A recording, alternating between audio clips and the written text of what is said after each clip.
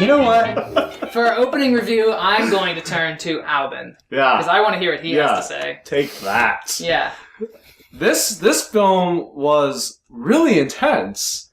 I mean, as you can imagine, being shot from the perspective. I mean, you don't ever see daylight. Yeah. Right? In a dream sequence. Except for like a 2-second dream sequence, you don't see daylight. It's just him. He's buried. It is intense, and I think there's a point in the film when we're probably about half an hour or 45 minutes into it, and I was just shocked that it wasn't like 15 minutes from the end because it was so intense just being in there with him. We said then like it takes a long time. We were like, you're like, how long is this movie? It's like, it's an hour and a half. And you're like, we're only half an hour in. You're like, no freaking way. Yeah. It was the longest hour and a half movie I've ever watched in my life. Yeah. but in a good way, though. Oh, yeah. Yeah. I mean, it's just, it was a very incredible experience. Right. I felt very, very much in there with him, feeling his terror. I have to give credit to Ryan Reynolds for acting really well. Yeah. Like he was a very believable character. Like he's not, I mean, he's a truck driver, but he wasn't like stupid. He was pretty smart. He made some intelligent decisions, some panic decisions. I like that he doesn't always make the smart decision as well. Yeah, he doesn't make some stupid decisions. He does do some stupid stuff. He does do some stupid things, but you're in a wooden coffin and you set it on fire. That's ridiculous. That's probably the stupidest thing you can do. Why would that be the stupidest thing? You're in a wooden coffin. Yeah, it's a confined space. You're in a small little space, and you're like, oxygen. Here's my good idea. I'm going to set it on fire. Yeah. Yeah. I mean, that's very not the brightest stupid. idea. I didn't think it was that stupid. Well, but he's also panicking.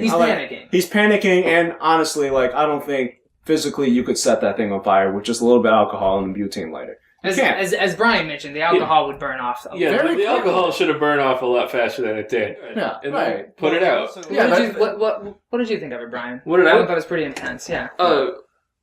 I felt like I was in there with him. No.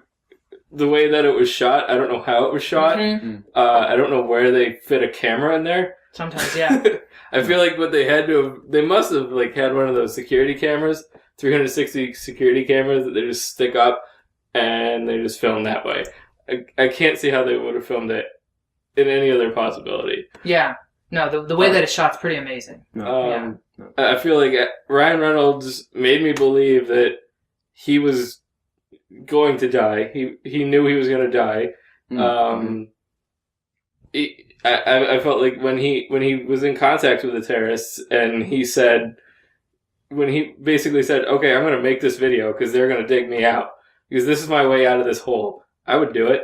Yeah. I don't know anyone who wouldn't do it. Yeah. And then when he sees his fellow coworker just get shot in the head and he throws up, I feel like everything that he does in this movie is what anyone would do in an attempt to save their life. Yeah, he's not like the strong character. He's trying to survive. Yeah. That's his primary goal. Yeah. That's what anybody would do. He's not seeing the coffin and thinking, no, for America, I will not make the video. Yeah, exactly. Yeah. I mean, he did it first when the guy was like, make the video. And for a little while. And he's like, he has no. a limit. Yeah. And once he talked to Dan Brenner. Yeah. And he's like, don't make the video, or hold off as long as you can. I think he realized, okay, I held on as long as I can. Yeah. I'm making this video. Yeah. It's getting me out of here. Yeah. Yeah. Steve, you watched it a while ago. I mean, I watched it for the second time. And so we watched it a long time ago with Tom, because we had wanted to see it. So how do you feel about it? You got a little bit of time behind you. Yeah, it hasn't held up. I think back about some things, like the fire thing. There's no way that he would have had enough oxygen for as long as he was in the coffin. So there's little things like that that are really kind of nitpicky. A few times where, like that one shot where it's pulling up out of the coffin. Yeah. I thought that actually, I wish it would have stayed enclosed. That kind of took away from that claustrophobic feeling. It was like, oh, this is trying to be a little bit artsy. I like that it was just very simple, very plain. And that shot kind of, although I know what he was going for, could you explain it to me? Because I was wondering what we were talking about that. What could possibly be the symbolism there? Yeah. I felt like, the idea that there's no way out of this, no matter what. Like, that's all there is this coffin. So even when you pull away, you're still in that coffin. No matter how far away you get from it, you're still there. Yeah, he's just way out of reach. No, you know what? But it kind of, but overall, I think it's a good movie. I remember not liking the ending originally, but I think that was just because I identified with him so much. Mm-hmm. I just didn't want it to be true. Mm-hmm. I love endings like that. So, like, over time, when I've sort of distanced myself from the character, I'm like, okay, I like that. I like what happened. I kind of saw it coming, but it's an intense. It's okay. It's very intense. It is intense. Yeah. So I'm not like super amazed with the movie, but I think it's very good. And you're right. Well, Ryan Reynolds showed that. Dude, what? Seriously, Green Lantern? What is he doing with his acting ability? Yeah. We know you can do it. You know he's making the same thing that Matthew McConaughey is doing with his acting ability. Exactly. But can you guys think of any other movies that are kind of just like solid concept or really experimental? Well, Nick of Time, which is actually, it's not one of Johnny Depp's better films, but it's a film where at the very beginning of the film you find out there's a bomb that's going to go off, and you have an hour and 20 some odd minutes to, he has to solve it, and everything takes place in real time. And that one, it does some interesting things with time and how time works, but the problem with a lot of these gimmick films is they end up becoming gimmicks, and the gimmicks become more important than the story and character. And I think that's one where it does. Another perfect example of that would be the Ang Lee Hulk, where they tried to set it up as comic book frames when they go from scene to scene transitions. Yeah. And I feel like he tried a little too hard to do that. I think that's more of a gimmicky element. That's not the reason why you go to see a film. Well, no, that wasn't the reason you went to go see that film. It was just an element, Like Buried, like I'm going to go see Buried because he's buried. Like that whole gimmick draws me in. Okay.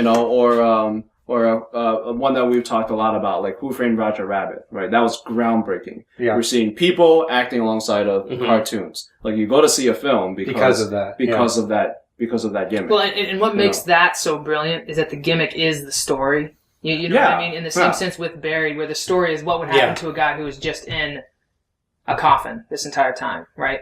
So that story is what would a world be like with tunes and people together? Tunes and people. Yeah. What's the Hitchcock film where he's just looking out his window through telescope? Rear Window.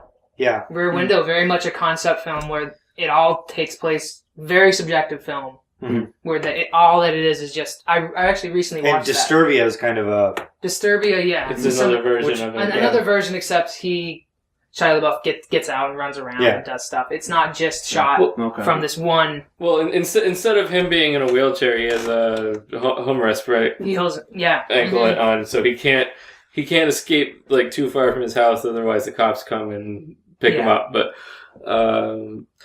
have you guys seen House? It was a horror movie. No, it was a horror movie in like I think maybe the late 80s. No. Oh, it's a terrifying film. But basically, the idea is that he's stuck in this house that's haunted and is trying to kill him. And he's trying to get away from this house, but he can't. And it's I highly recommend it if you want to watch a horror movie about a house attacking you. Well, I feel like another thing we could talk about would be the first Saw movie. Yeah, because horrors. Horror is very good with these concept of gimmicky kind of things where it's just two people who are trapped in a room and they don't know why.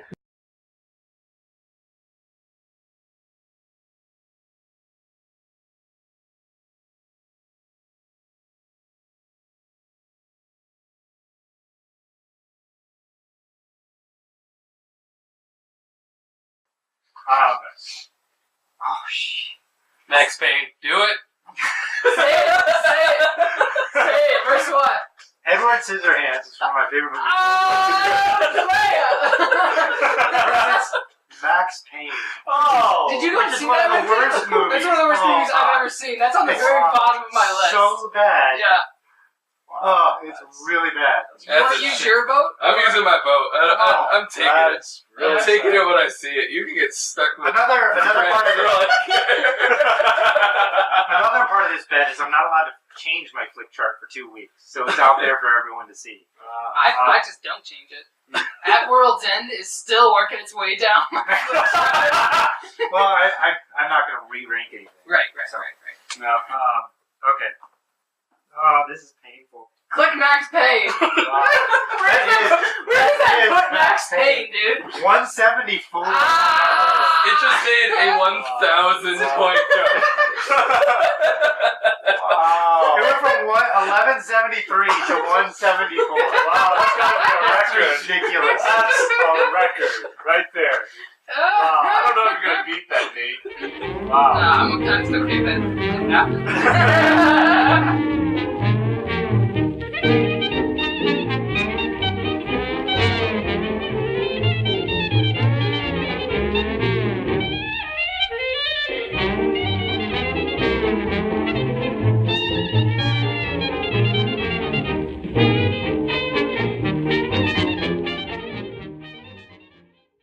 Because my friend had that picture as his Facebook profile picture at one point.